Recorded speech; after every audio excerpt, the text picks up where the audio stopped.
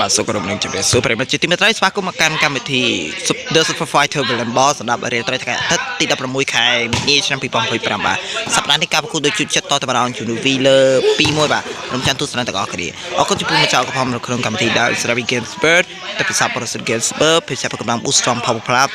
ភាសា Idol និងតែក្បួនប្រេស៊ីនេះឆ្នេះសូមគោរពជឿទស្សនាដូចតទៅបាទគោរពជឿទស្សនាកម្មប្រកួតសិតទី1 Switch Champion មកអូយ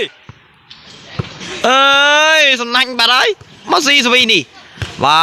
ទស្វីបលកន្លែងនេះបាទបន្ទុកដូរមកខានមកឆ្វេងបាទឥឡូវនេះស្វីពីកីឡាករកែសម្បត្តិបាទទៅហើយ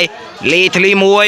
បាទស្វីមកបោះមកកែសម្បត្តិបាទចូលស្វីឲ្យម៉ាត់ឆ្វេងឲ្យកែសម្បត្តិអើយលវ៉ាលបមកនេះខុសស្វីហើយណៃសំណាញ់បន្ទុកបាទដូរមកខានមកឆ្វេងនេះគឺជាលក្ខណៈការប្រគូវីលើ2-1បាទស្វីចេញ2បាទស្វីបន្តចេញក្រៅអើយវ៉ាលោកបាទស្វីនេះក៏ខ្លាំងមែនទេបាទចប់សិតទី1បាទបញ្ចប់សម្រាប់ទស្សនកិច្ចប្រកួតសិតទី2បាទក្រុមបញ្ជើទស្សនកិច្ចប្រកួតសិតទី2ស្វីជាង2មកឆ្វេងការប្រកួតវីលើ2-1បាទចូលតំណក់មួយឲ្យសម្បត្តិឲ្យស្វីមួយអាយ៉ាសង្ស័យហើយកុំខ្លាចណែ